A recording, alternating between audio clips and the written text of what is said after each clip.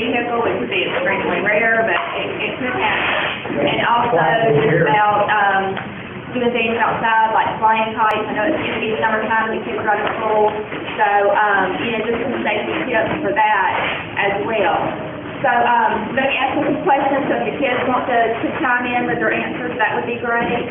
But, first of all, who can tell me why they think power lines are up so high? Why are they up so high on these poles? What do you think? Where stuff won't hit it, where... where you won't get electrocuted. That's where you won't get electrocuted, that's right. They're up way up high because they're not intended for any of us to touch, right? And let's talk about ways we might come in contact with them. Who here has ever flown a kite before? Am I the only one that's cool guy? Rudolph flown a kite. Where is a good place to fly a kite? Right, not where a power line is, absolutely. Somewhere at sea, or out in the field, where there's no chance of coming in touch with the power line. And, quiet down, let's hear everybody here. Anyhow, so I'm going to use this as a demonstration to make flying a kite. And you're going to notice whenever I touch this demonstration today, I'm going to be wearing these gloves. Does anybody know anything about conductors and insulators?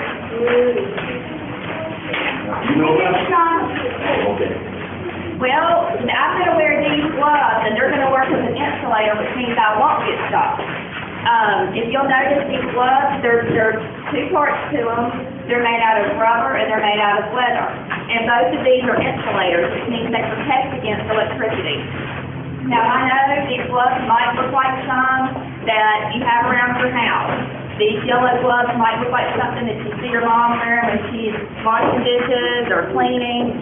These leather gloves might look like something that you see your dad wearing around the house if he's working out in the yard or something. These are very special gloves. Only people who work at power companies can get these gloves. So don't think because you've got something at your house that looks similar to this that means it's okay to touch anything that could potentially shock you, because these are very special gloves. Has anyone ever seen any line workers working in a bucket truck where they have the part that goes way up high and lifts them up to the power line? Y'all seen that before? Have you ever noticed that they're wearing these gloves?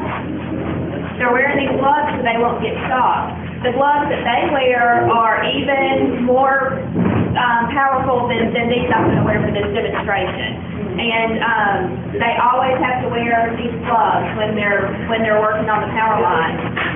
We have to have these gloves tested every single month. We send them to a special company. They'll put them on a machine that will put air in them, look for any kind of holes or anything like that they may have gotten in when they've been working. And if they even have a pinhole in them, we dispose of them. We don't use them anymore because that means they can potentially not protect our employees like they need to. So like I said, anytime you see me up here today touching this, I'm going to be wearing my gloves because if I didn't, I would get shocked. This just plugs into a regular wall outlet, but can anybody guess how many volts of electricity runs through the power lines that you open those stops? Does anybody have a guess? It's 14,400. So it's very, very dangerous work, and that's how come we have to make sure our employees are protected. So I'm going to put my gloves on because we're going to go back to talking about looking up when we're outside and paying attention to where power lines are. So anyhow, we talked about we should always fly kites somewhere that's not around power lines. And this is why. You like?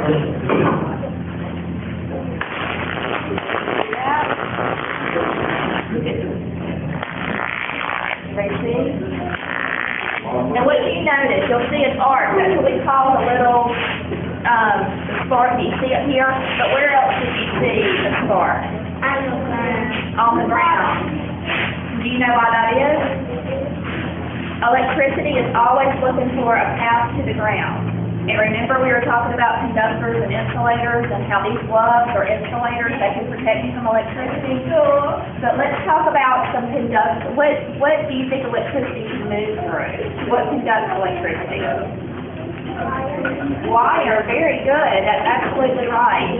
And, metal, so like this up here, this is a conductor. We need it to conduct electricity, because we need the electricity to run through the power line. And I'll pass around, since we're talking about wire, this is some of the wire that we use. It looks a lot bigger when we can hold it down here at ground level, doesn't it? So anyhow, I'll pass this around. Y'all can hold it and have any kind of microphone at the same time. But if you don't hear something, just feel free to speak up and ask again. But this is what we call our Safety City demonstration. We mostly take it into schools, but I was contacted to bring it out here as part of y'all's community camp out, and I'm glad to be here.